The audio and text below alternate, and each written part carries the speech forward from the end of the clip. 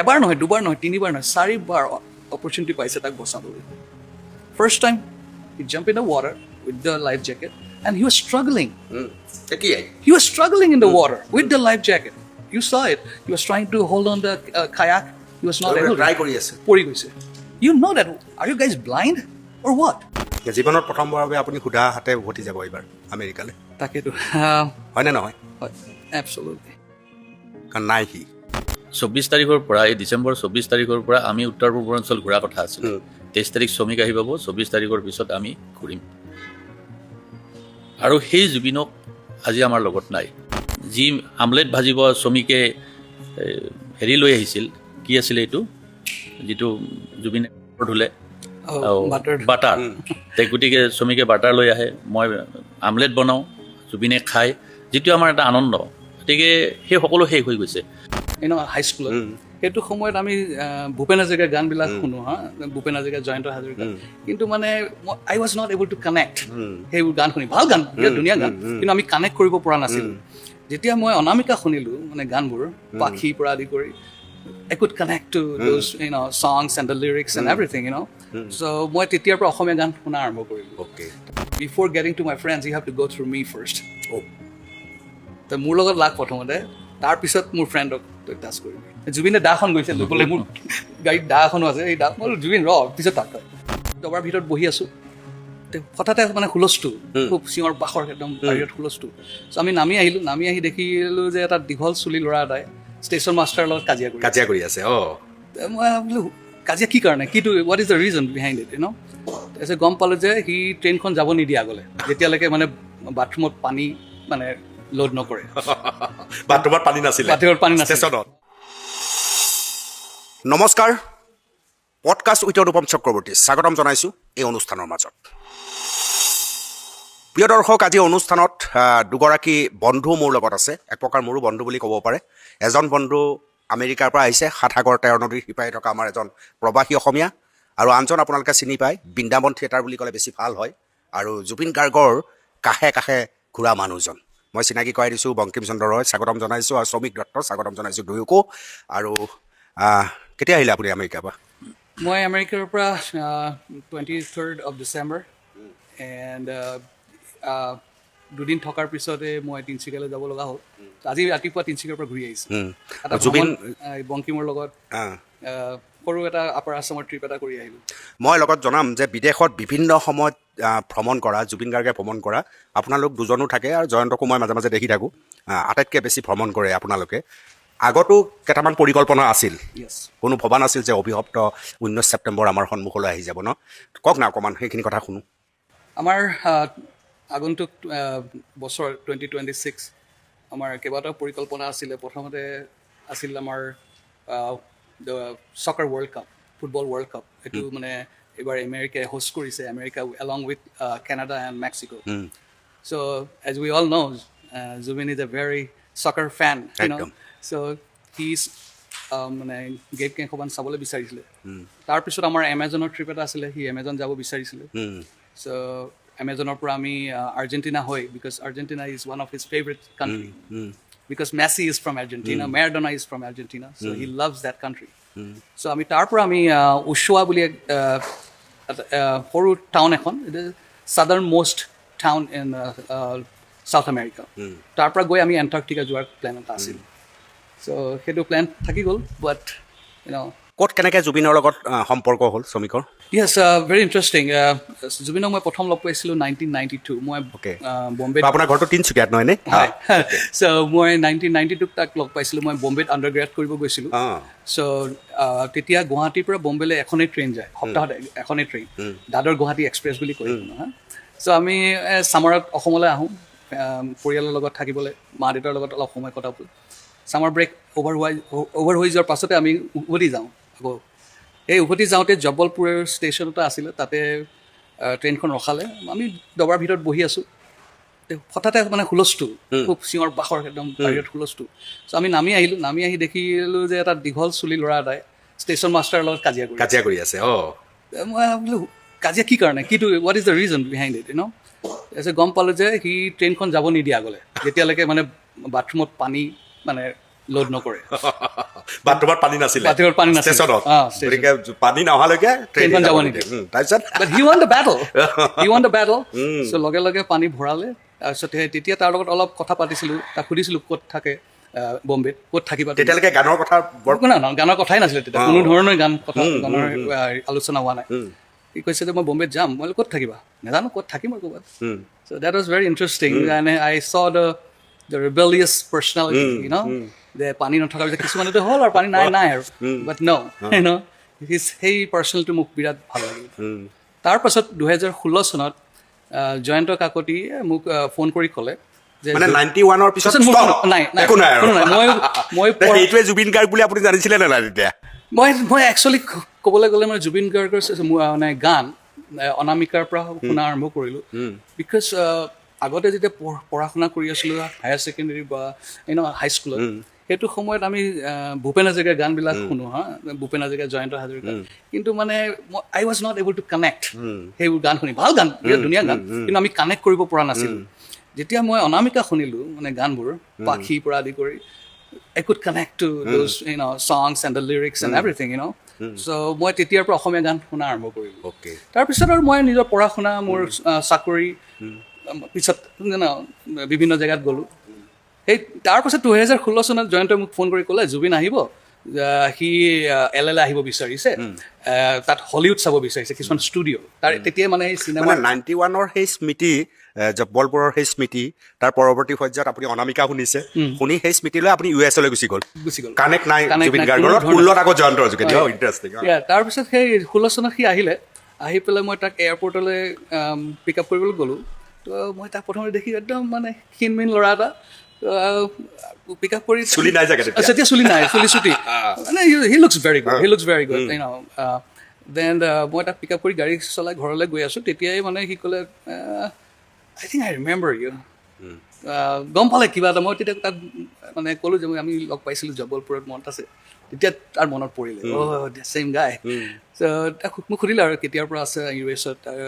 তেনেকৈ আমাৰ 2016ৰ পৰা আৰম্ভ হৈ গ'ল আমাৰ সম্পৰ্ক আৰম্ভ হ'ল। তাৰপিছত আমাৰ প্লেনিং হ'ল, বহুত ধৰণৰ প্লেনিং। তাৰপিছত কথা পতা হ'ল, sometime he calls me, sometime I call him.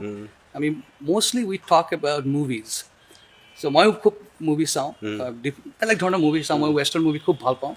So Western means cowboy movies. So Western means not made in West. Western movies are like the cowboy movies. So সিও ভাল পায়, ময়ো ভাল পাওঁ। কওঁ যে চলে চিনেমাখন পূৰা কপি কৰিছে, জানো, এটা চিন কপি কৰিছে। সি কৈছে আই ন' ডেট। তেনেকুৱা আমাৰ আড্ডাটো চলি থাকে আৰু। চ' তেতিয়াৰ পৰা আমাৰ মানে প্লেনিংবোৰ আৰম্ভ হ'ল। তাৰপিছত সি ক'লে যে মই এলাস্কা যাব বিচাৰোঁ। মই তাক সদায় সোধোঁ যে দেই, সি কৈছে মই এলাস্কা যাব বিচাৰোঁ। তাৰপিছত মই সোধোঁ যে আৰু কি চাব বিচাৰোঁ?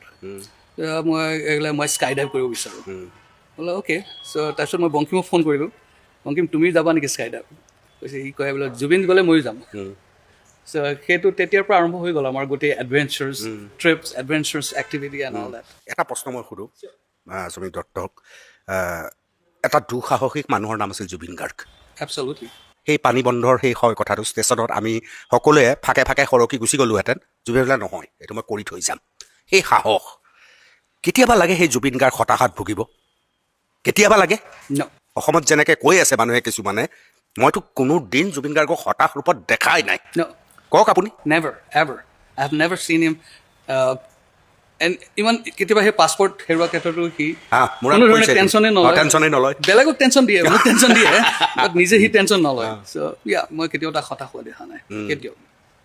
মোৰ কেতিয়াবা ছবিকক সন্মুখত কৈছোঁ, মই খুব আৱেগিকভাৱে জুবিনৰ মৃত্যুৰ পিছত মই অভিমানী হওঁতে মোৰ এই বংকিম ডাঙৰীয়া আৰু জয়ন্তৰ ওপৰত মোৰ সাংঘাতিক অভিমান জাগে, অকল ক্ষোভৰো জন্মে। কিন্তু আৱেগিক কিয় এই দুটা মানুহ জুবিন গাৰ্গৰ কাষৰ পৰা আঁতৰি গ'ল, মোৰ এইটো একদম ডাঙৰ প্ৰশ্ন সদায় থাকি গ'ল। কাৰণ মই যিমান দূৰ জানো শ্ৰমিক, আপুনিও জানে চাগে, এই দুজন মানুহ থকালৈকে জুবিন গাৰ্গ এটা বেলেগ আছিল, সাংঘাতিক বেলেগ আছিল, পৰিকল্পনা আছিল, বিভিন্ন ধৰণে বাহিৰত ফুৰিবলৈ গৈছিল, অলপ মানুহ বাহিৰত গৈ নিজৰ মনটো মুকলি কৰি আহিল। ঘৰত আবদ্ধ জীৱনত কেতিয়াও জুবিন গাৰ্গ নাছিলে এই দুজন মানুহ থাকোঁতে, কিন্তু সময়ত আঁতৰি গ'ল। গতিকে এইটো বংকিমে ক'ব লাগে, এনেকৈ কি দিন কথা হ'ল। আজিৰ তাৰিখত আপোনাৰ কেতিয়াবা সেইটোৱে নিজক দুখী যেন লাগেনে নাই, কিয় মই ইমানটো কাষৰ পৰা আঁতৰি গ'লোঁ? যোৱাকালি শ্ৰমিকক সেইটো কথাই কৈছোঁ আৰু দুইটাই কান্দিছোঁ। 24 তাৰিখৰ পৰা এই ডিচেম্বৰ 24 তাৰিখৰ পৰা আমি উত্তৰ পূৰ্বাঞ্চল ঘূৰা কথা আছিলে। 23 তাৰিখ শ্ৰমিক আহি পাব, 24 তাৰিখৰ পিছত আমি ঘূৰিম। আৰু সেই জুবিনক আজি আমাৰ লগত নাই। দুইটাই অৰুণাচলৰ নদী এখনলৈকে গৈছোঁ আমি পৰহি দিনা, তাৰ আগদিনা, আৰু দুজনমান গৈছে। তাতো চকু পানী টুকিছোঁ। তেওঁৰ য'ত আমি সকলোৱে শ্ৰদ্ধা জনাওঁ শেষস্থলী, তাতো আমি চকু পানী টুকিছোঁ। লখিমপুৰ নৰ বুলি ল'ৰা এটা আছে যিয়ে জুবিনক খুৱাই ভাল পায়, তাৰ ঘৰতো চকু পানী টুকিছোঁ। বিশ্বনাথত মানস ভাগৱতী, তেওঁৰ ঘৰতো যোৱাকালি ৰাতি আমি চকু পানী টুকিছোঁ। আজি 5টা বজাত গুৱাহাটী পাইছোঁ আমি আহি। এটাই দুখ লাগে যে আমি কিয় নগ'লোঁ, আমি কিয় আঁতৰি গ'লোঁ। মই আগতেও কোনোবা টিভিত কৈছোঁ যি ডিচেম্বৰ মাহৰ পৰা মোৰ লগত প্ৰায় ৰিলেশ্যনটো নাইকিয়া যেন হৈ গৈছিলে। ইয়াৰ মূলগত কাৰণ হৈছে জুবিনক এটা চামে নতুনকৈ ঘেৰি ধৰিলে, যিটো সিদ্ধাৰ্থ এণ্ড কোম্পানী। আৰু এটা গ্ৰুপ এটা আছে, সেইটো গ্ৰুপৰ কথা সময়ত নিশ্চয় ক'ম। এতিয়া কোৱাৰ সেই সময়টো আহি পৰা নাই যে জয়ন্ত মই যদি ওচৰত থাকোঁ সেই গ্ৰুপটোৱে তাৰমানে ভাল নাপায়। আৰু আমাৰ দুটাৰ এগেইনষ্টে জুবিনৰ ইম'চনেল মুহূৰ্ত কিছুমান কথা কৈ দিয়ে আমাৰ এগেইনষ্টে। আৰু জুবিনৰ কাষত থকা কিছুমান মানুহে সেই বাৰ্তাবিলাক আমাক দিয়ে যে আজি অমুকজন মানুহে তোমালোকৰ এগেইনষ্টে অমুকটো কৈছে, কালি সেইটো কৈছে। এই যেতিয়া আমি কথাবিলাখন শুনা পালোঁ, আমি ভাবিলোঁ নিশ্চয় আমাৰ ক'ৰবাত কিবা ভুল হৈছে। গতিকে এওঁলোকে জুবিনক আগবঢ়াই লৈ যাওক, আমি জুবিনৰ লগত সদায় আছোঁ, প্ৰতিটো মুহূৰ্ততে থাকিম, কিন্তু আগৰ নিচিনা নাথাকোঁ। তেনেকৈ জয়ন্ত মই সিদ্ধান্ত ল'লোঁ তাৰমানে। সেইটো কথা কিন্তু কাকো কোৱা নাই আমি, হয়তো আজিয়ে প্ৰথম আপোনাক ক'লোঁ ইয়াত বা ৰাইজক আজি। আপুনি অনুভৱ কৰেনে যে আপোনালোক থাকোঁতে যিটো ফূৰ্তি বা জুবিন গাৰ্গ আছিল, তাৰ আপোনালোকে যিবিলাক ভিডিঅ' আছে সেই ভিডিঅ'বিলাখন চালে আমি সময়ত দিম ৰাইজৰ মাজত ওলাই। আমি ন্যায়টোৰ কাৰণে ৰখি আছোঁ। আমি কেনেকৈ ফূৰ্তি কৰিছিলোঁ, কেনেকৈ আমি জংঘলৰ মাজত আছিলোঁ, কেনেকৈ পথাৰৰ মাজত ঘৰত থাকি জুবিন গাৰ্গে এই যি আমলেট ভাজিব শ্ৰমিকে হেৰি লৈ আহিছিল, কি আছিলে এইটো, যিটো জুবিনে ধুলে বাটাৰ। গতিকে শ্ৰমিকে বাটাৰ লৈ আহে, মই আমলেট বনাওঁ, জুবিনে খায়, যিটো আমাৰ এটা আনন্দ। গতিকে সেই সকলো শেষ হৈ গৈছে। আৰু জুবিনে বিশেষভাৱে আমাৰ তিনিটাকে বিচাৰিছিলে বিদেশত যোৱাৰ, যিটো অন্তৰংগ মুহূৰ্তবিলাক আমাৰ ওচৰতে কটাব বিচাৰিছিল। আৰু তেওঁৰ যথেষ্ট বিভিন্ন ক্ষেত্ৰত বন্ধু আত্মীয় আছে, তেওঁলোকৰ লগতো বেলেগ বেলেগ ধৰণে অন্তৰংগ মুহূৰ্তবিলাক কটায়, কিন্তু বিদেশত বিশেষভাৱে আমাকে বিচাৰিছিল। আৰু সেই হিচাপে আমাৰ এণ্টাৰ্কটিকাৰ পৰা আমাজনৰ পৰা অহা আমেৰিকা ফুটবল খেলালৈকে আমাৰ এটা দীঘলীয়া এটা প্ৰগ্ৰেম এটা হৈ আছিলে আমাৰ, কিন্তু নহ'লে। গতিকে মই ডিচেম্বৰৰ পৰা মই এই কথাবিলাক শুনি মই আঁতৰি গৈছিলোঁ। মাজে মাজে ফোনত কথা হয়। তেওঁ যিদিনা 17 তাৰিখে গৈছে, 16 তাৰিখে ৰাতিও প্ৰায় 15-20 মিনিট সময় মোৰ লগত কথা পাতিছে। জয়ন্তই ফোন লগাই দিছে। তেতিয়া মোক ক'লে তুমি অহা নাই বহুত দিন, কিয় অহা নাই, কি কাৰণ, এইবিলাক কিবা কিবি সুধিলে। মই বোলে মই গৈছিলোঁ 2 দিন, তোমাক মই পোৱা নাই, তুমি পোৱা নাই, তুমি মোক ফোন কৰিব লাগে। কাৰণ জুবিন গাৰ্গে কিয় অহা নাই সেইটোও বুজি নাপায় ন, ইমান জটিলকেতো জুবিন গাৰ্গে বুজিয়ে নাপায়। আমাৰ এই গপটো জুবিনে কেতিয়াও গম নাপালে, আমি জানিব নিদিলোঁ, আমি নিজে নিজে ছাইডত থাকিলোঁ। এইটো নহয় যে জুবিনক আমি এৰি দিছোঁ, এৰি দিয়া নাই, কিন্তু সেই টিমটো ইমান বেছি সোমাই আহিলে যি তাৰমানে আমাক তাৰমানে সেই টিমটোৱে তাৰমানে সেই নকৰে। তাৰমানে বিভিন্ন ক্ষেত্ৰত আমাৰ এগেইনষ্টে কথাবিলাক কৈ থাকে, আমি কাণত পৰি থাকে। আমি বিতৰ্কত নাযাওঁ, গতিকে জুবিনক আমি বিতৰ্কত যোৱা নিবিচাৰোঁ। আমি জুবিনে যাৰ লগত যেনেকৈ ভাল পায় তেনেকৈ থাকক বুলি ভাবি আমি ছাইড হৈ দিলোঁ তাৰমানে। আৰু মোক ক'লে তুমি আহা, আমি চিনেমাখন কৰিব লাগে, উলিয়াব লাগে, গান কৰি আছোঁ, ৰিলিজ দিব লাগে, তুমি আহিবা, বহিম দুয়োটাই। আৰু খাৰঘুলি ঘৰত থাকোঁতেও শেষ ৰাতিলৈকে 4টা-5টালৈকে মই লাষ্টলৈকে থাকোঁ তাৰমানে। গতিকে মোৰ টোপনি ক্ষতি কৰা অভ্যাস আছে। গতিকে সেনেকৈ গোটেই ৰাতিটো জুবিনৰ লগত কথা পাতি কটাওঁ। ইয়াতো মোক মাতিছিলে, 16 তাৰিখে মাতিছে, কিন্তু 17 তাৰিখ তেওঁ গুচি গ'ল। মই বোলো ঠিক আছে, মই আহিম দিয়া, তোমাৰ লগত বহিম মই তাৰমানে। লাষ্ট 16 তাৰিখে মোৰ লগত 15-20 মিনিট সময় জয়ন্তৰ ফোনেদি মোৰ লগত কথা হৈছিলে তাৰমানে। আৰু যেতিয়া জুবিনে অতি আন্তৰিকতাৰে বা অতি বন্ধুত্বপূৰ্ণভাৱে আমাক মাতে নহয়, এনেকুৱা লাগে যি সকলো বাদ দি জুবিনৰ কাষতে সদায় থাকি যাম তাৰমানে, এনেকুৱা ভাৱ হয়। আৰু জুবিনৰ ক্ষেত্ৰত বহুত পৰিকল্পনা কৰিছিল, মই বহুত আছিলে, জুবিনক লৈ বহুত আছিলে। আমি গোটেই অসমখন সামৰি নিবনুৱা যুৱক যুৱতীসকলক লৈ, কৃষকসকলক লৈ পিনে আমাৰ এটা বৃহৎ পৰিকল্পনা আছিল। সেই হিচাপে আমি এখন ফাৰ্মো তৈয়াৰ কৰিছিলোঁ, যিখন ফাৰ্মত অহাকালি শ্ৰমিক আৰু মই যাম, অহাকালি যাম। সেইখন নলবাৰীত ফাৰ্ম এখন তৈয়াৰ কৰিছিলোঁ আমি, য'ত নেকি জুবিনে যিটো প্ৰাকৃতিক পৰিৱেশৰ মাজত, গছ গছনিৰ মাজত, পথাৰৰ মাজত মাছ, গৰু, ছাগলী, এইবিলাক পশুপালন হেৰিটো খুব ভাল পায়। গতিকে সেনেকুৱা এটা পৰিৱেশ আমি গঢ়ি উঠিছিলোঁ। নলবাৰীৰ আগত নলবাৰী বৰপেটা ডিষ্ট্ৰিক্টৰ মাজত তাত প্ৰায় 7 কিলোমিটাৰ দীঘলীয়া এটা জানৰ নিচিনা এখন বিল এখন আমি তাত আৱিষ্কাৰ কৰিছিলোঁ। সেই বিলখনত আমি এটা নেচাৰেল এটা তাৰমানে প্ৰাকৃতিক পৰিৱেশ এটা জুবিনে স্কাই কি বুলি কয় এইটো আমি যি চলাইছিলোঁ এই বটত জেটস্কি যি তাত এটা তেনেকুৱা পৰিকল্পনা কৰিছিল। তাৰোপৰি আমাৰ কৃষিভূমিবিলাক যিবিলাক আমাৰ মানুহে খেতি কৰিব এৰি দিলে তাত সমবায় ভিত্তিত কৃষি ক্ষেত্ৰখন আগবঢ়াই নিয়াৰ কাৰণে পৰিকল্পনা কৰিছিল। প্ৰতিখন ডিষ্ট্ৰিক্টতে আমাৰ খেতি আমাৰ বজাৰ আমাৰ কৰি আমাৰ একোখন মাৰ্ট খুলি সেইবিলাক আমি আগবঢ়াই নিয়াৰ পৰিকল্পনা আছিল। কিন্তু এই টীমটো যেতিয়া সোমাই আহিল আমি ক'ৰবাত যেনিবা থমকি ৰ'লোঁ তাৰমানে। আৰু মনত এটা আঘাত লাগিল, দুখ লাগিল আমি যেতিয়া কথা কিছুমান শুনিবলৈ পাওঁ। আৰু সেই দুখ কৰি আমি প্ৰতিবাদ নকৰিলোঁ, জুবিনক কেতিয়াও নক'লোঁ। আমি নিজে জুবিনক আমি তাৰমানে কষ্ট পাব নিদিওঁ, যাতে দ্বন্দ্ব এটাৰ মাজত জুবিন যাতে কেতিয়াও সোমাব নালাগে। কিবা আছে নিজৰ মাজত ৰাখিছোঁ, জুবিনক জানিব দিয়া নাই। আমি দ্বন্দ্ব কেতিয়াও জুবিনক জানিব নিদিওঁ। আৰু সেইকাৰণে আমি বিদেশত যেতিয়া আমি ঘূৰিছিলোঁ সেই ফটো ভিডিঅ'বিলাক আছে, আমি ৰাইজৰ মাজত এতিয়াও দিয়া নাই। এতিয়া আমি সেইবিলাক মেমৰিয়েল হিচাপে আমি ৰাখিম বুলি ভাবিছোঁ, তাৰমানে সংৰক্ষণ কৰি। যে জুবিনে বিদেশত আমাৰ লগত কিমান ফূৰ্তি কৰিছিল, কিমান আনন্দ কৰিছিল। যে জুবিনে গীটাৰখন লৈ পেলাই গোটেই ৰাতি আমাৰ লগত ধুনীয়াকৈ গান গাইছিল। আপুনি ইমাজিন কৰিব নোৱাৰে যে জুবিনে ৰাতি 12টা 1টা 2টা বজাতো আমাৰ লগত নদীৰ পাৰত পাহাৰৰ মাজত তম্বু টানি কেনেকৈ গান গাইছিল। তাৰমানে সেইদিনাখন আমি হোৱাইট ৱাটাৰ ৰাফটিং কৰিছিলোঁ আৰু কাৰ্ণ river is actually very dangerous river. So' তাহাঁতৰ প্ৰট'কল থাকে যে ৰাফটিঙৰ আগত পূৰা চব পিন্ধিব লাগিব, life jacket and what ever. তাৰপিছত কেনেকৈ পেডেলডাল ধৰিব লাগে, চ' ইমানেই ভাল পালে সি সেইটো ৰাফটিং কৰি পেলাই। তাৰপিছত আজি মই গাহৰি বনাম, অসমীয়া মানুহ গোটেইবোৰ গাহৰি খামেই। তাতে সি গাহৰি বনাইছে, ইমান ধুনীয়াকৈ সি কৈছে, আমাৰ ভিডিঅ'বিলাক আছে তাতে কৈছে মই এই অঞ্চলৰ পৰিৱেশ, এই অঞ্চলৰ মানে বায়ুটোও এটা ইনগ্ৰেডিয়েণ্ট হয় ৰেচিপিৰ, সেইটোও সোমাই গৈছে মাংসৰ মাজত। তাৰপিছত সি নিজেই, আমি কোনো কোৱা নাই, সি নিজেই গীটাৰখন লৈ সেই পুৰণা কিশোৰ কুমাৰ, তাৰ one of his favourite singer, তেখেতৰ গান গাইছে, মহম্মদ ৰফিৰ গান গাইছে। আৰু গানৰ কি কাৰণে কেনেকুৱা পৰিস্থিতিত সেইবোৰ গান হৈছিল সেইটোও সি আমাক অলপ বুজাই দিছিল। সেইবোৰ ভিডিঅ' আছে আমাৰ ওচৰত, চাই থাকোঁ কেতিয়া বহুত দুখ লাগে মানে।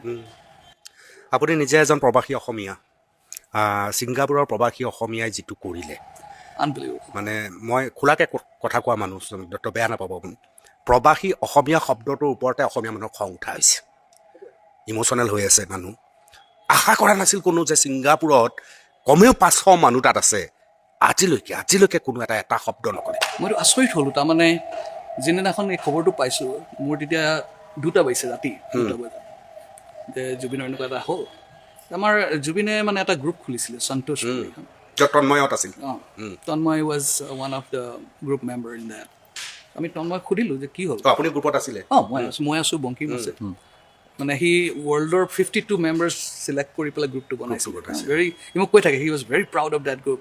মানে বহুত ভাল মানুহ আছে ইয়াত, তই ভাল পাবি তই কথা পাতি। মানে বিশ্বৰ 52জন অসমীয়া না, অসমীয়াও আছে আৰু বেংগলীও আছে। চ' তাৰ চাইল্ডহুড ফ্ৰেণ্ড, সৰুকালৰ বন্ধু আছে। চ' সেই গ্ৰুপটোত আমি সুধিলোঁ তন্ময় কি হ'ল, তন্ময় কোৱাচোন কি হ'ল। একদম চাইলেণ্ট। তাৰপিছত এজনে ফোন কৰি ক'লে যে তন্ময় মানে is going through A difficult time. তো মই কৈছোঁ যে think about Garima and Mamun, আমাক ক'ব নালাগে। গৰিমা আৰু জুবিনে তাহাঁতৰ ঘৰত থাকি আহিছে, সিটো গৰিমাক ফোন কৰি ক'ব পাৰে যে গৰিমা এনেকুৱা হ'ল। আজি প্ৰৱাসী অসমীয়া ছিংগাপুৰৰ যিখিনি মানুহ আছে সেইখিনি এটা সেইদিনাখনে কৈ দিব লাগে যে এনেকুৱা কথা হ'ল। What is the point of hiding? যেতিয়া মানুহে কথা লুকাবলৈ বিচাৰে, কিবা এটা তাৰ ৰহস্য থাকিব লাগিব। ক'ৰবাত দুৰ্বলতা আছে, এই ঘটনাটো ঘটাৰ লগেইতো গৰিমালৈ ফোন যাব লাগিছিল। তন্ময়টো কৰিবই লাগিছিলে, ন' ডাউট এবাউট ইট। আজি গৰিমাৰ কি অৱস্থা হৈছে? তন্ময় ফুকন, যাৰ ঘৰত দুইটা থাকি আহিছে। আচৰিত পালোঁ এইটো কথা। নহয়, তাতকৈ ডাঙৰ কথা কি, তেওঁলোকৰ যিটো এপিৰিয়েঞ্চ, য'ত নেকি আমি আজিও কান্দি আছোঁ, আমি বুলি নহয়, প্ৰতিজন অনুৰাগী আজিলৈকে কান্দি আছে, কিন্তু তেওঁলোক ননচেন্স একদম।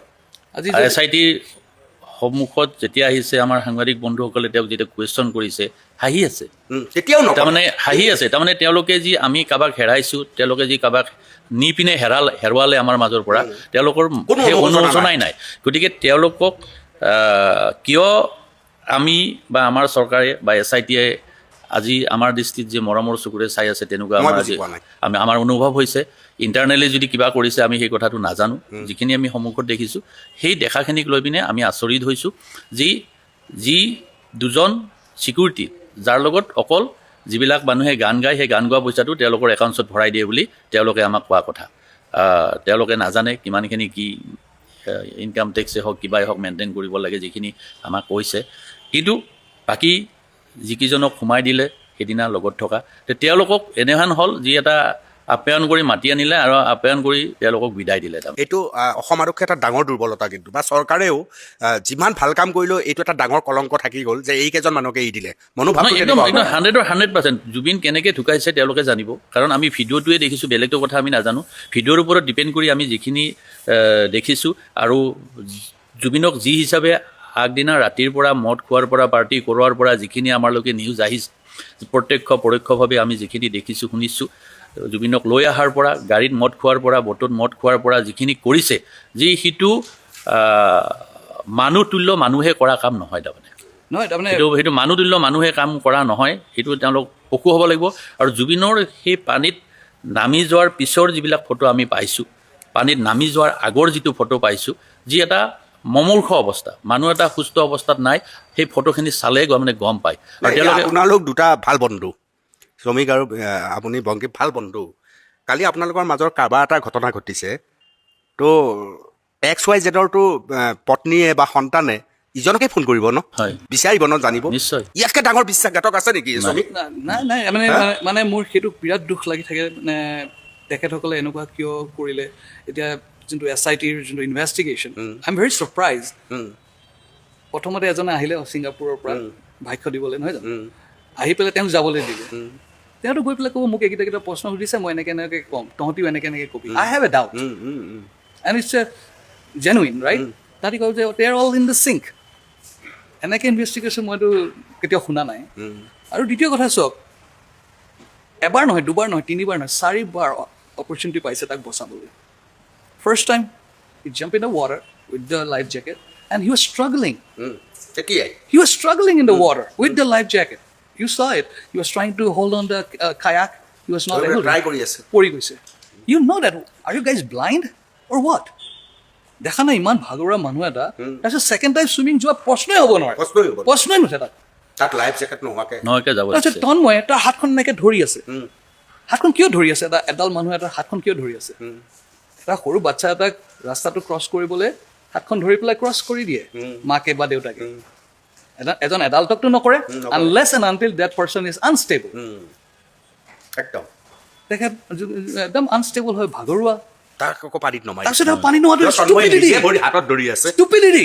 ষ্টুপিডিটি। এইটো মানে নেগলিজেঞ্চৰ মানে চূড়ান্ত নেগলিজেঞ্চ। ইয়াত আৰু কোনো কুৱেশ্যন নাই। তাৰমানে এইটোৱে কথা, নাজানো তদন্ত কেনেকৈ কৰিব লাগে সেইটোও নাজানো।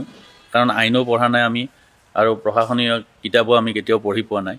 কিন্তু যিবিলাক শুনিছোঁ দেখিছোঁ, আজি এইকেইটাক যেনেকৈ জেলত ভৰাই থৈ পেলাই তদন্ত কৰিছে, সেই বটত থকা আটাইকে জেলত ভৰাই থৈ যাতে তেওঁলোকে বাহিৰৰ যিকোনো ডকুমেণ্টছেই হওক, যিকোনো কথাই হওক যাতে লুকাব নোৱাৰে, বাধা দিব নোৱাৰে, একদম ভিতৰত ৰাখি পেলাই সম্পূৰ্ণ তদন্তটো কমপ্লিট নোহোৱালৈকে তেওঁলোকক ইয়াত ৰাখিব লাগিব। অসুবিধাটো নাছিল ন, কাৰণ ছিংগাপুৰৰ নাগৰিকটো এজন ভোট কৰোঁ, বাকীকেইজন চব ইণ্ডিয়ান।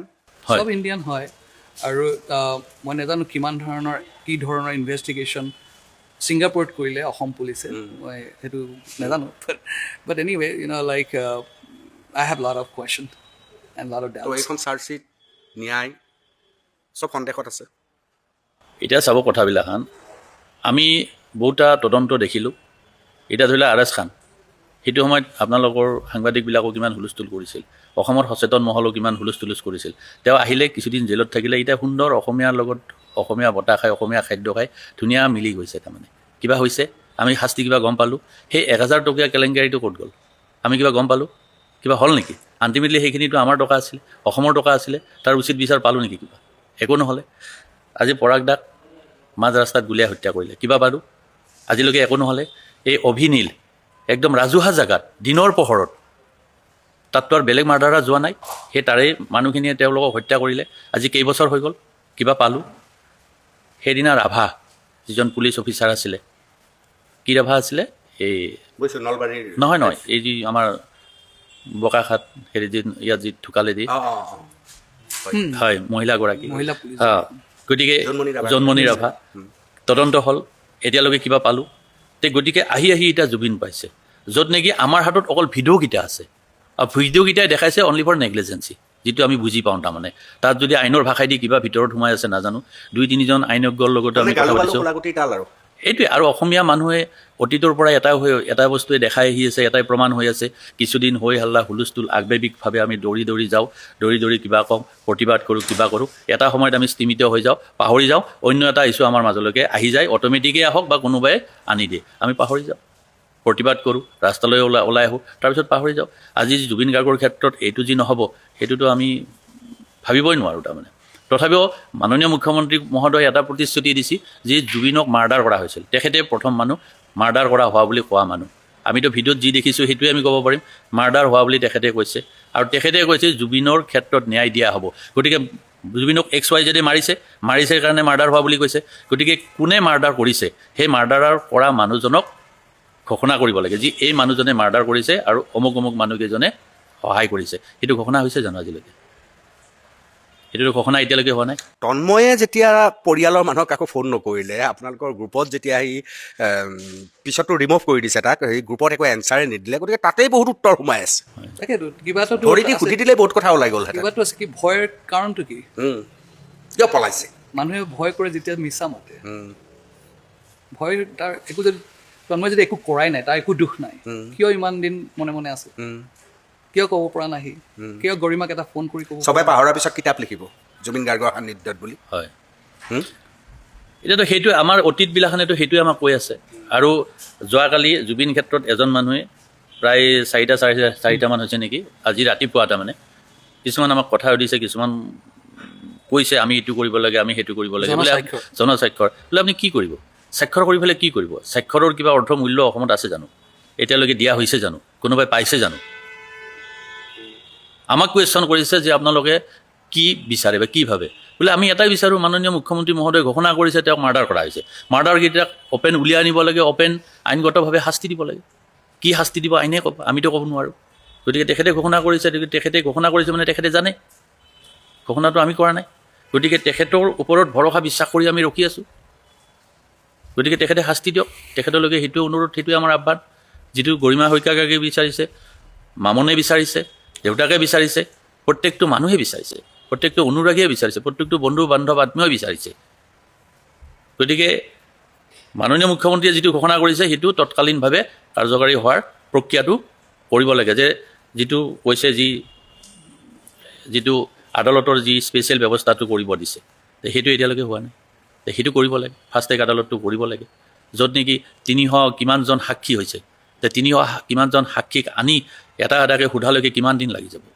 এইটো বা কিমান দীঘলীয়া কৰে গতিকে এইটো দীঘলীয়া নকৰি শ্বৰ্টকাট কৰি পেলাই আমাৰ মনত যিটো আজিও আমি চকুৰ পানীৰে বাট বৈ আছে আমাৰ প্ৰতিজন মানুহৰ গতিকে সেইটো ন্যায়ৰ জৰিয়তে বন্ধ হ'ব লাগে ন্যায়ৰ জৰিয়তে সেইটো আমি সেই চকুৰ পানী টোপোলা যদিও আমি শেষ কাললৈকে মুচি শেষ কৰিব নোৱাৰোঁ কিঞ্চিত মানুহ হ'লেও যাতে আমি মনত শান্তি পাওঁ জুবিনৰ হত্যাকাৰী সন্মুখলৈকে ওলাই আনিব লাগে ঘোষণাটোহে কৰি থ'লে কিন্তু এতিয়ালৈকেতো আমি নাজানো কোনে কৰিছে শ্ৰমিক দত্ত আপুনি এইখিনি কথা ভাবেনে মই কেতিয়াবা ভাবি থাকোঁ সেইকাৰণে কৈছোঁ যিজন মানুহে কাহানিও বিশ্বাসঘাতকতা শব্দটো চিনি নাপালে তেওঁ চৰম বিশ্বাসঘাতকতাৰ বলি হ'ল যিজন মানুহে ষড়যন্ত্ৰ শব্দটো ভালকৈ নাজানে তেওঁ এটা পৰিকল্পিত ষড়যন্ত্ৰৰ বলি হ'ল যিজন মানুহে সকলো সময়তে ব্যক্তি স্বাৰ্থৰ পৰা আঁতৰত ফ্ৰেণ্ডশ্বিপ লাগে বন্ধু লাগে সমাজ গঢ়িব লাগে এই ধৰণেই থাকিল তেওঁ কোনোবা ব্যক্তিৰ স্বাৰ্থৰ মাজৰ পাছত তেওঁ সোমাই পৰিল এইটো বৰ ডাঙৰ এইটো আটাইতকৈ ডাঙৰ ট্ৰেজেডি নহয়নে আমাৰ কাৰণে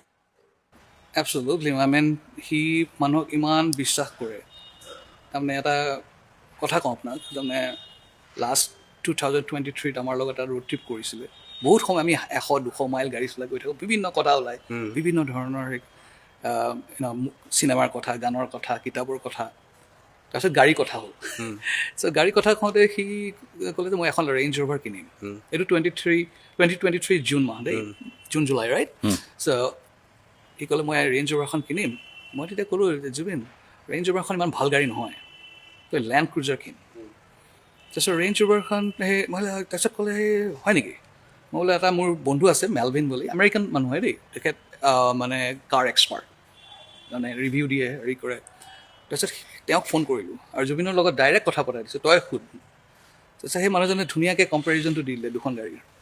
তাৰপিছত লগে লগে সিদ্ধাৰ্থক ফোন কৰিছে জুবিনে, কেঞ্চেল কৰ, ৰেঞ্জ ৰোভাৰ নিকিনো, লেণ্ড ক্ৰুজাৰ কিনিম। তাৰপিছত জুবিনে গুগলত চালে লেণ্ড ক্ৰুজাৰ। মই বোলে এটা কাম কৰ, তই ইয়াত যদি লেণ্ড ক্ৰুজাৰ মানে গুগলত ছাৰ্চ কৰ, বাই ডিফল্ট তোৰ US গাড়ীবোৰ আহিব, তই কৰ India, land cruiser in India. তাৰপিছত চালে, চাই পেলাই সি ক'লে যে এইখন গাড়ী যিখন মই তোক তাক কিনিব কৈছিলোঁ সেইখন ডিছকণ্টিনিউ হৈ গ'ল, ইণ্ডিয়াত আৰু মানে এখন নবনায় বা বিক্ৰী নকৰে। কিন্তু আৰু এখন আছে লেণ্ড ক্ৰুজাৰ, এইখন আই থিংক সলমান খানৰ ওচৰত আছে। তাৰপিছত সি ক'লে এইখন 3,20 লাখ টকা। তাৰপিছত জুবিনে কৈছে মোৰ ওচৰত ইমান পইচাই নাই, গাড়ী কিনাটো বাদেই দে। মই ইমান ছাৰপ্ৰাইজ হ'লোঁ, বোলে Zubeen what you talking about, তোৰ ওচৰত 3,20 লাখ টকা নাই, তই ইমান গান গালি, ডেইলি কেইটা গান গাওঁ, বিহু ফাংচন কৰিছোঁ আজি কিমান বছৰ, 15-20 বছৰ, চিনেমাত মিউজিক ডিৰেকশ্যন কৰিছে, মিউজিক কৰিছে, গান দিছে, চব চিনেমা তাৰ hit, Mission China hit, Kanchanjangha hit, আৰু যি কিছুমান চিনেমাত যিবোৰ মিউজিক কৰিছে সেইবোৰো হিট তাৰ গানৰ কাৰণে। তো মানে সুধিলোঁ কেনেকৈ তোৰ ওচৰত পইচা কিয় নাই, what did you do, why did you spend all this money? মোক দিলেহে পাম পইচা। I got so surprised. I mean, I felt so, he's so innocent. He's such a purest of the purest soul. So sweet guy. I mean, যেতিয়া miss কৰোঁ তাক, মানে as আই said ন, মই সপ্তাহত সি এবাৰ নহ'লে মোক ভিডিঅ' কল কৰেই। ঠিক ইয়াৰ মানে ৰাতিপুৱা 6টামান বজাত মোৰ তাত গধূলি 6:30 হয়।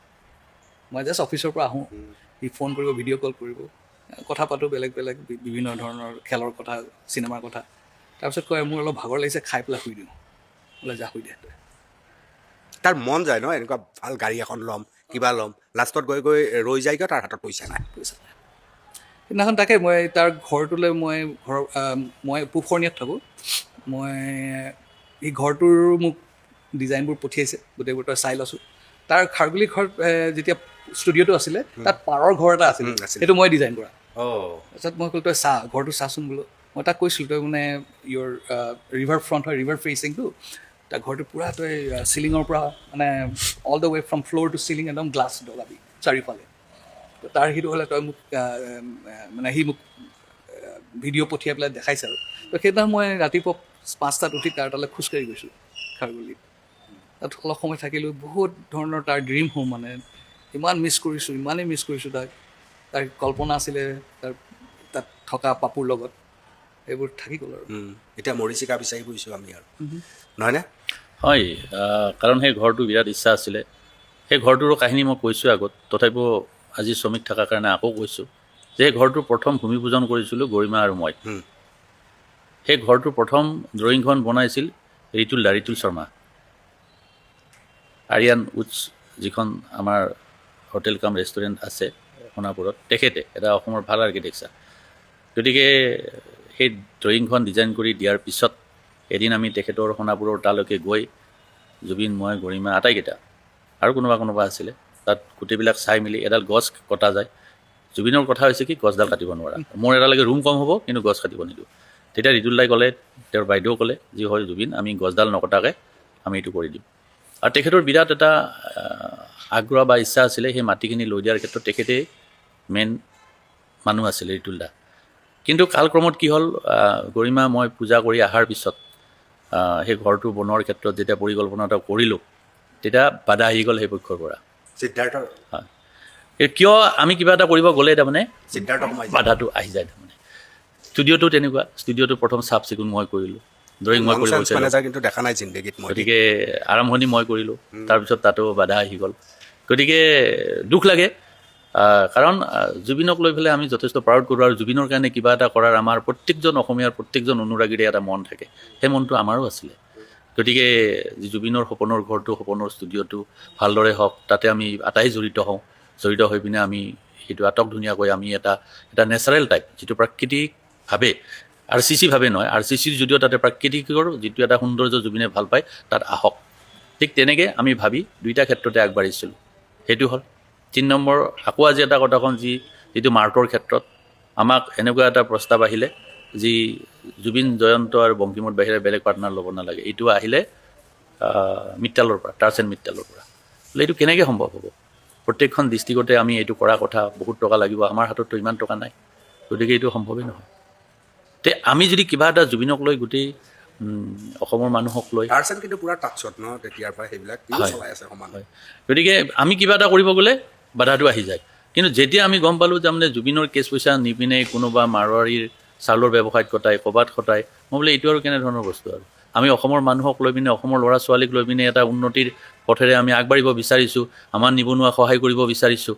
সেইটো কৰিব নালাগে, একত্ৰিত হ'ব নালাগে, কিন্তু চাউলৰ বেপাৰত জুবিনৰ পইচা জুবিনে গম নোপোৱাকৈ লগাব পাৰে, পানীৰ বটল উৎপাদন কৰাত জুবিনৰ পইচা লগাব পাৰে, হোটেল লোৱাত জুবিনৰ পইচা লগাব পাৰে। এইটো কেনেকৈ সম্ভৱ পাৰে? 30,000 টকা দৰমহা পোৱা মানুহ এজনে কেনেকৈ হোটেল ল'ব পাৰে, কেনেকৈ 3 কোটি টকাত পানীৰ এইটো কৰিব পাৰে? কাৰণ ব্যৱসায় আমিও কৰিছোঁ, বছৰত কিমান টকা লাভ হয়, কিমান টকা টাৰ্ণ অভাৰ হ'লে কিমান লাভ হয়, আমাৰো এটা হিচাপ আছে। গতিকে এইটো সম্ভৱ জানো? যিজন ল'ৰাৰ মাকে সেইদিনালৈকে আচাৰ বিক্ৰী কৰি ফুৰিছিল, এখন ভঙা চিঙা চাইকেল লৈ আমাৰ ওচৰত আহিছিলে, এইটো কেনেকৈ সম্ভৱ হ'ব পাৰে? ক'ৰ পৰা পইচা পাব পাৰে? এইটোৱে চ'ৰ্চ নহয় জানো?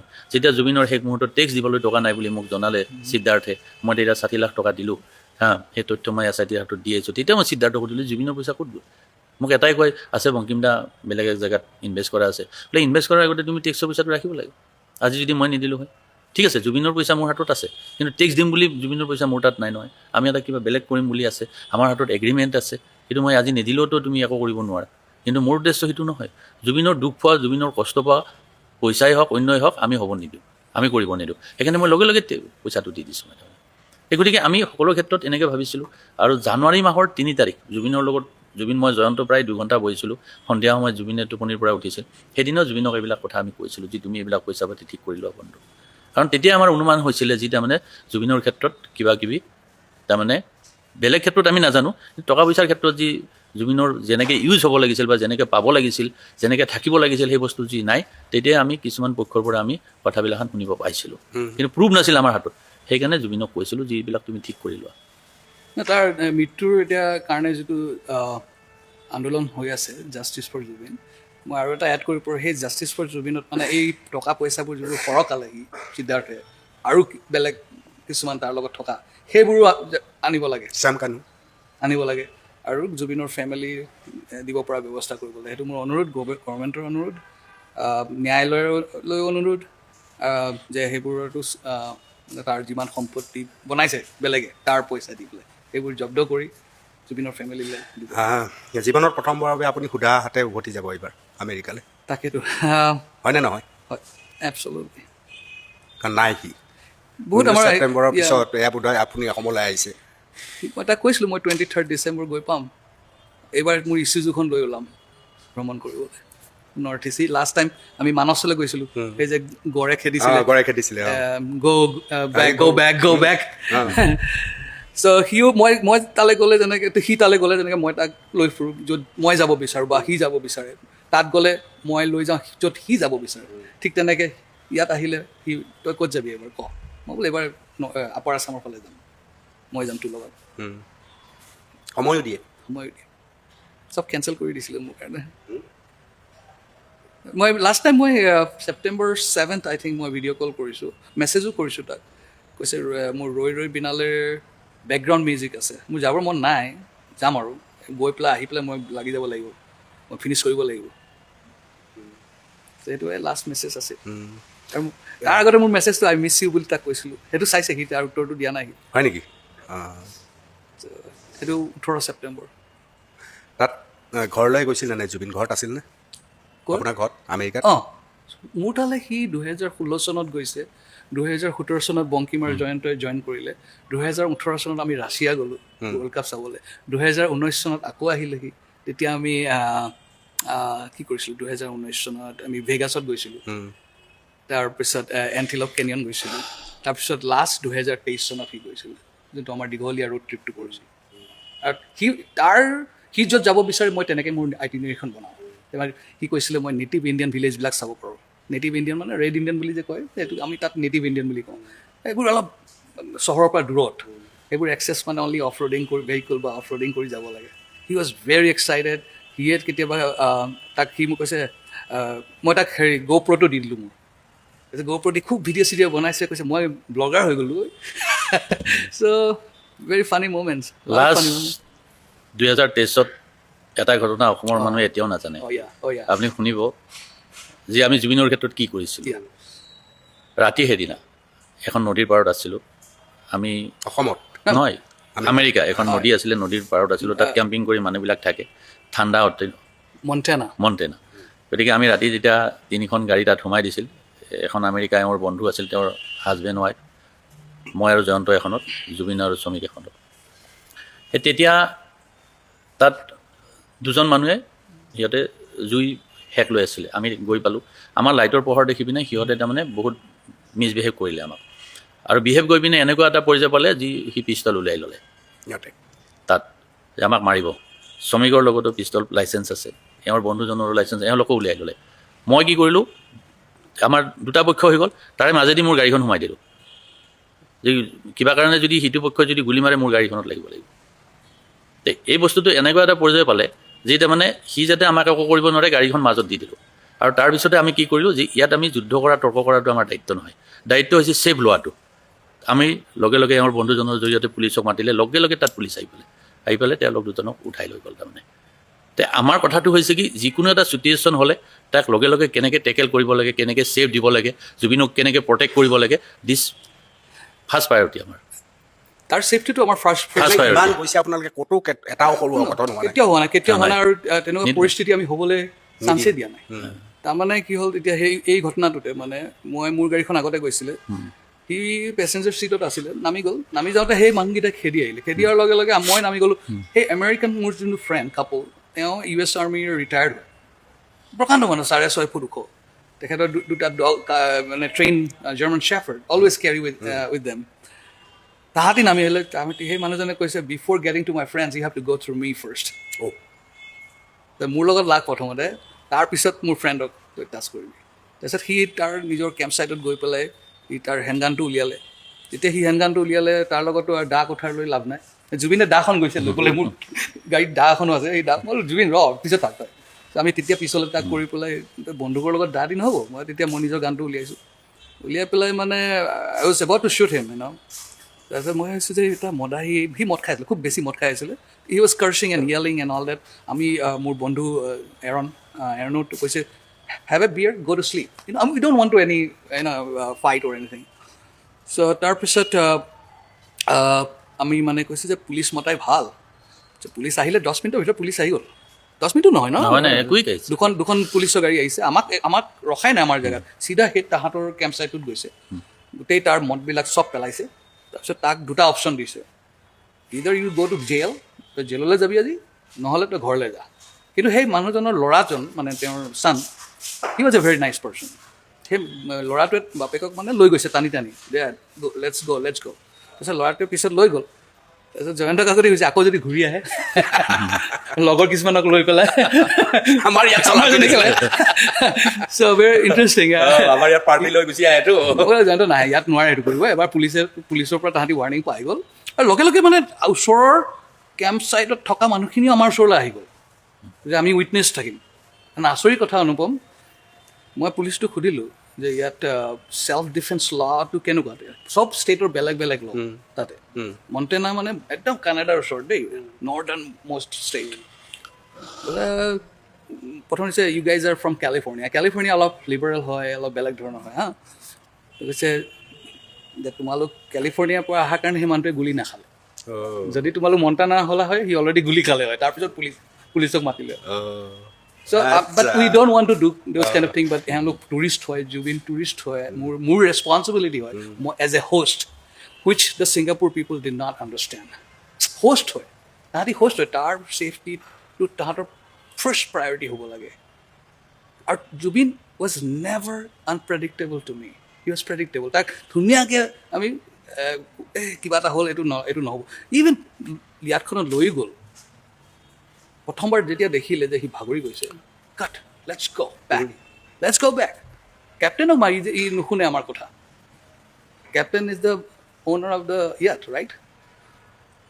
যে হৈ গ'ল সি লাইফ জেকেট পিন্ধা নাই আমি ইয়াত নাথাকোঁ লেটছ গ' বেক এটা ইয়াতে শেষ মতলীয়া হৈ আছে চব মতলীয়া সেইকাৰণে নহয় এইটো ঠিক মতলীয়া বুলি কোৱাতকৈ ডাঙৰ হ'ব কি যে তেওঁলোকৰ তাৰমানে কি বুলি ক'ম এজন মোটামুটি ইমান দুৰ্বল মানুহ এজনক তেওঁলোকে এই যে আমি কিছুমান জাতি আছে নহয় এতিয়াও আফ্ৰিকাত তেনেকুৱা আমি ভিডিঅ'বিলাক দেখিবলৈ পাওঁ যি দুৰ্বল মানুহৰ ওপৰত সিহঁতে যি তাৰমানে নৃত্য কৰি থাকে সেই মানুহজনক যি চাই থাকে নহয় ইহঁতৰ ঠিক তেনেকুৱা হ'ল তাৰমানে শব্দটো উদ্দাম নৃত্য বুলি যে হয় হয় ইহঁতৰ ঠিক তেনেকুৱা হ'ল তাৰমানে যে জুবিনক 5 সাগৰত এৰি দি পিনে এইপিনে সিদ্ধাৰ্থ আৰু এই ভতিজাকজন এটা চাইডে তাৰমানে এনজয় কৰি থাকিল ইপিনে শেখৰে এনজয় কৰি থাকিল আমাৰ বিখ্যাত অসমৰ অমৃত প্ৰভা বিখ্যাত বুলিয়ে ক'ব লাগিব এতিয়া আৰু সেইটো ভিডিঅ' কৰি থাকিল জুবিনৰ লগত অনবৰতে থাকি অন্ততঃ 2 দিনটো তহঁতে থাকিলি সেই মানুহটো কিমান ভাগৰুৱা হৈছে কি খাইছে কেইঘণ্টা শুইছে কি কৰিছে কি কৰা নাই তহঁতে গোটেইখিনি তহঁতৰ নলেজত আছে নখ দৰ্পণত আছে গতিকে সেই মানুহজনৰ তহঁতে ইমান বছৰৰ পৰা এটা ৰিলেশ্যনত থাকি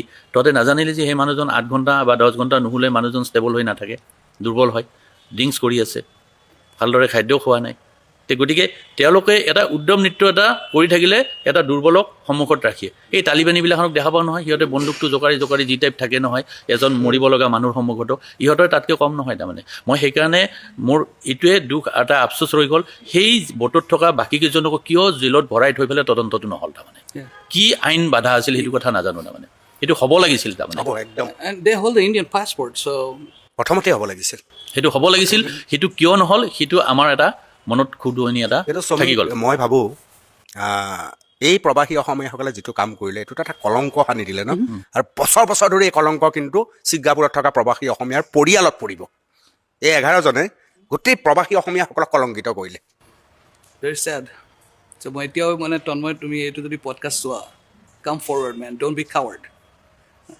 আহি পেলাই কোৱা গৰিমাক কোৱা আমাক ক'ব নালাগে মামনক কোৱা গৰিমা মামনে এতিয়াও ৰখি আছে সেই উত্তৰটো পাবলৈ সেইদিনাখন 19 ছেপ্টেম্বৰ কি হৈছিল মানুহ ইমানো স্বাৰ্থপৰ হ'ব নালাগে কি আছে আজ নোহোৱা হৈ যাব মুহূৰ্ততে ইমানো স্বাৰ্থপৰ মানুহ হ'ব নালাগে আৰু সেইকেইটা কি কৈ আছে তেওঁলোকক ন্যায় লাগে ন্যায় লাগে তহঁতে মানুহজনক তিলকে সন্মুখত ৰাখি মাৰিলি এতিয়া তহঁতক কি ন্যায় লাগে তহঁতক কি ন্যায় লাগে তহঁতে ক'ব লাগিছিল আমাক শাস্তি লাগে আমি অন্যায় কৰিলোঁ এজন মানুহক দুৰ্বল মানুহ এজনক সন্মুখত ৰাখি আমি সবল হৈ থাকি পেলাই মৰিব আগুৱাই দিলোঁ তহঁতৰ শাস্তিহে লাগে বুলি ক'ব লাগিছিল আৰু সিহঁতক ন্যায় লাগে তাৰমানে কি অসমত থকা মানুহকেইটা দোষী তাৰমানে সিহঁত বটত থকা মানুহকেইটা নিৰ্দোষী তাৰমানে সেইটোৱে বুজাব মিন কৰিব গৈছে না কি কৰিব গৈছে তাৰমানে সিহঁতে তাৰমানে গতিকে এইটো আমাৰ ক্ষোভ থাকি গ'ল যে সিহঁতক কিয় জেলত ভৰাই থৈ পেলাই তদন্ত নহ'ল তাৰমানে সিহঁতক মুকলি আকাশৰ তলত থাকি পেলাই কিয় হ'ল এইটোৱে আমাৰ কিন্তু কুৱেশ্যন আমাৰ থাকি গ'ল তাৰমানে শেষত যিয়ে নহওক জুবিনে যে এটা গানত কৈছিল পৰিৱৰ্তন কি হ'ব ঘেণ্টাডাল এনেকুৱা শব্দবিলাকে ওলাই যায় এইবিলাকত ওলাই যায় মই নাজানো এতিয়া ভৱিষ্যতে জুবিন গাৰ্গ কেনেকৈ আমাৰ মনত ৰ'ব এইটো ৰখাব লাগিব আমি তাক জীয়াই ৰাখিব লাগিব তাৰ লেগেচি তাৰ আইডিঅ'লজি সেইবোৰ আমি সি মানে মানুহক মৰম কৰা শিকাল ন কেনেকৈ মৰম কৰিব লাগে ইটোৱে সিটো মৰম কৰিব লাগে ময়ো ভগৱানক বিশ্বাস নকৰোঁ দেই এতিয়া তাৰ মাজত এতিয়া এনেকুৱা অসমীয়া মানুহ ওলাইছে জুবিনকে পাৰিলে শ্ৰাদ্ধ পাতে জীয়াই থাকোঁতেতো মৰাৰ পিছতো শান্তি নিদিয়ে ময়ো এইটো বিশ্বাস নকৰোঁ আমাৰ মানৱ মানে গোটেই আমাৰ পৃথিৱীখন মই মন্দিৰ হিচাপে ভাবোঁ মই এই concrete structure I hate concrete structure আৰু এই ভগৱানৰ বস্তুটো যিটো হয় যে আমি যেতিয়া এইবোৰ কথা পাতোঁ অলপ আধ্যাত্মিক ফিলচফিকেল কনভাৰচেশ্যনো হয় আমাৰ মাজত যে ইউনিভাৰ্ছখনত are we alone in this universe যদি কয় ভগৱানে বনালে ভগৱানক কোনে বনালে মই কওঁ ভগৱানক মানুহে এটা আইডিয়া হিচাপে ল'লে প্ৰথমতে it's an idea God is an idea মই বিলিভ কৰোঁ যোনে বেলেগে ভগৱানক বিশ্বাস কৰে আই ৰেচপেক্ট দেম বাট মই বিশ্বাস নকৰোঁ মোৰ কাৰণে মানৱীয়তা আৰু মানুহৰ লগত প্ৰেম মানুহৰ লগত মৰম কৰা সহায় কৰা নেভাৰ এভাৰ আনকনচিয়াছলি অৰ কনচিয়াছলি আই নেভাৰ এভাৰ হাৰ্ট এনিৱান আচলতে সেইবোৰ জুবিনৰ আইডিঅ'লজি সেইবোৰ জুবিনে সেইবোৰ শিকাই থৈ গ'ল আৰু সেইটো কণ্টিনিউ কৰিলে তাৰ লেগেচিটো মই ভাবোঁ ছবি আমিতো কোনো ভগৱান দেখা নাই আমি কোনো অসুৰো দেখা নাই দুৰ্গা পূজাত ভগৱান দেখিলোঁ জুবিনক দেখিলোঁ অসুৰ দেখিলোঁ তন্ময়হঁতক একজেক্টলি ছেম থিং একদম সঁচা কথা কৈছে এইটো একদম ভগৱান দেখিলোঁ জুবিনক অসুৰ দেখিলোঁ তন্ময় মানুহৰ মাজতে ভগৱান আছে মানুহৰ মাজতে দানৱ আছে প্ৰতিষ্ঠা হৈ গৈছে ইয়াত কোনো ডাউট নাই কাৰণ যিখিনি ভিতৰুৱাখিনিতো আমি দেখাই নাই, যিখিনি আমি ফটোত যিখিনি দেখিলোঁ, যিখিনি তেওঁলোকৰ মুখৰ পৰাই আমি কথাবিলাক শুনিলোঁ, শেখৰৰ মুখৰ পৰা শুনিলোঁ, অমৃত প্ৰভাৰ মুখৰ পৰা শুনিলোঁ, এই দুজনৰ মুখৰ পৰাই বিশেষভাৱে শুনিছোঁ, বাকীবিলাকৰ পৰাইতো তেনেকৈ শুনিব আমি পোৱা নাই। গতিকে আমি গোটেইখিনি চাই পিনে যিটো দেখিলোঁ, যি তাৰমানে যি ভগৱান আৰু অসুৰ আমাৰ সন্মুখত ওলাই গ'ল, ইয়াত আৰু তাৰমানে বেলেগকৈ আৰু চাব লগা একো নাই। আৰু দ্বিতীয়তে কথাটো হৈছে কি, আমি প্ৰবাসী বুলি সেই ছিংগাপুৰৰ বাকী যিসকল মানুহ আছে তেওঁলোকেও এওঁলোকক কি বুলি ভাবে মই নাজানো। মই যদি তাত থাকিলোঁ হয়, প্ৰথম এইসকলক বহিষ্কাৰ কৰাটো মোৰ প্ৰধান দায়িত্ব হ'লা হয়। বাকী যি 500 প্ৰবাসী অসমীয়া তাত আছে, তেখেতসকলে এতিয়া তেওঁলোকক ছেক্ৰেটাৰী পাতি থৈছে না ভগৱান পাতি থৈছে মই নাজানো, কিন্তু প্ৰথম দায়িত্ব হ'ব লাগিছিল তেখেতসকলৰ যি এওঁলোকক প্ৰথম অসমীয়া হিচাপে তাৰ পৰা বহিষ্কাৰ আমাৰতো গাঁৱত পালেতো এছাৰিৰে কোবাই উলিয়াই দিলে হয়, টপিনা ফালি পেলালে ইয়াতে। এইটোতো কথাই নাই আৰু তাৰমানে। আৰু এনেকুৱা এজন মানুহক হেৰাই পেলালো, তাৰপিছত আৰু কাৰোবাক ক্ষমা কৰাৰ প্ৰশ্ন কৰাৰ কিবা কথা থাকিব পাৰে নেকি আৰু তাৰমানে, সেইটো নোৱাৰে তাৰমানে। বহুত বহুত ধন্যবাদ, বহুত সময় কথা পাতিলোঁ। বহুত বহুত ধন্যবাদ জনাইছোঁ। আৰু আপোনালোকেও কথাখিনি শুনিলে, বেদনা সৰ্বস্ব কথা। বোধ কৰোঁ কিছুমান প্ৰশ্নৰ কোনো উত্তৰেই নাথাকে। আমাৰ তেনেকুৱা পৰিস্থিতি হৈছে। কেৱল উত্তৰ এইটোৱে যে ভগৱান জুবিন আৰু অসুৰ সেইসকল ইয়াত পাৰ্টিত থকাসকল, জেলত থকাসকল, আৰু যিসকলে এতিয়াও ভগৱানক সমালোচনা কৰিবলৈ এৰা নাই, সেইসকল নিশ্চিতভাৱে অসুৰ। গতিকে আমি ভগৱানো দেখিলোঁ, অসুৰো দেখিলোঁ। আপোনালোকৰ মতামত জনাব।